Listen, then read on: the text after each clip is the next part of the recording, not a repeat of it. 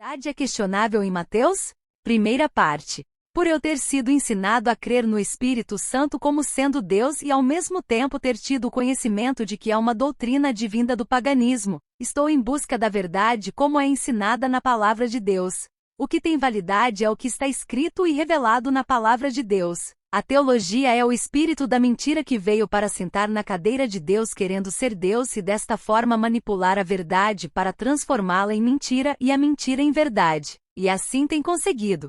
Caro ouvinte, diante de tantos argumentos, e dos testemunhos que a própria Escritura nos dá sobre este assunto de tamanha importância, você mesmo pode tirar suas próprias conclusões. Examinai as Escrituras, porque julgais ter nelas a vida eterna. Mateus e o Espírito Santo. Alguns ensinam que o Espírito Santo é o próprio Cristo, inclusive Ellen White faz tal afirmação, mas surge um questionamento: se ele é o próprio Cristo, pergunto. Cristo foi gerado pelo Espírito Santo ou Cristo gerou a si mesmo? Como podemos observar neste texto é mostrado a ação de duas pessoas, uma dando origem gerando o outro, mas este texto não afirma que Cristo e o Espírito Santo são Deus. Ora, o nascimento de Jesus Cristo foi assim, que estando Maria, sua mãe, desposada com José, antes de se ajuntarem, achou-se ter concebido do Espírito Santo. Porque o que nela está gerado é do Espírito Santo. Mateus 1, versículos 18 e 20. 2.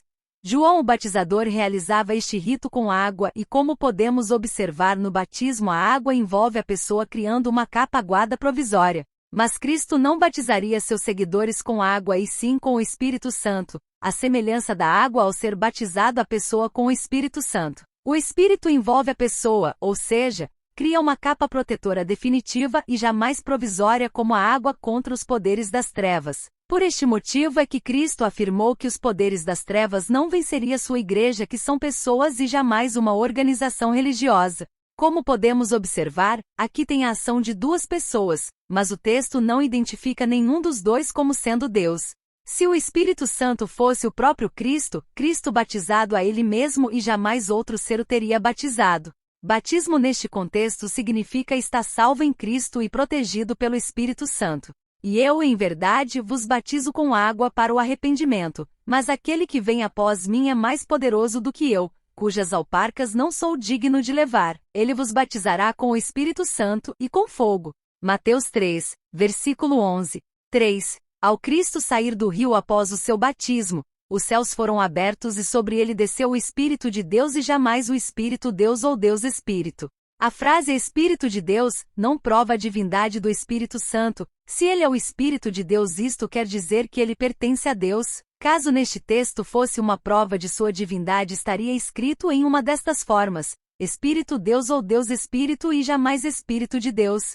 E não há um texto dentro das Sagradas Escrituras afirmando que Deus o Pai pertença a alguém, somente com referência ao Espírito Santo e a Cristo que são pertencentes ao Eterno. Tem outro detalhe importantíssimo neste texto: está provado inquestionavelmente que o Espírito Santo não é o próprio Cristo. Caso mesmo fosse Cristo, fica este questionamento: o Espírito desceu sobre Cristo ou Cristo desceu sobre si mesmo? A outra questão é que o Espírito Santo não desceu em forma de pomba, mas como pomba. Por que pomba?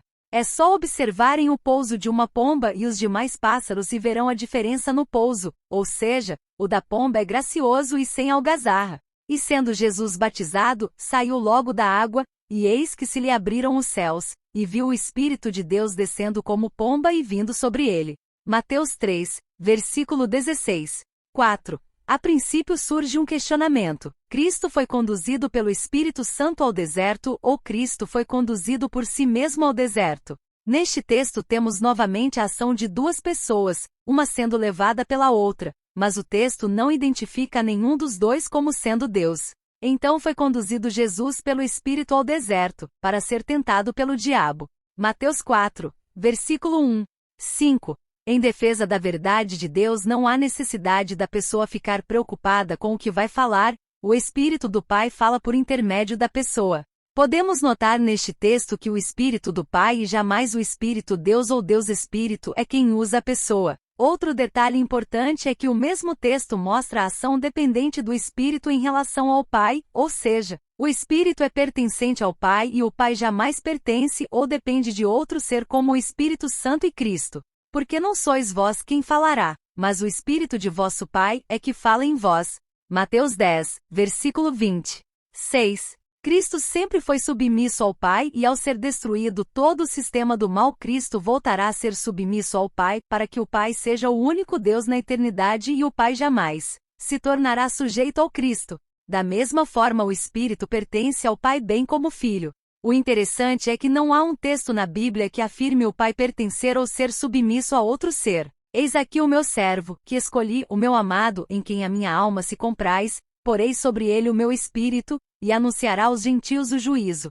Mateus 12, versículo 18. Continua. Autor: Eurias Rodrigues Carneiro.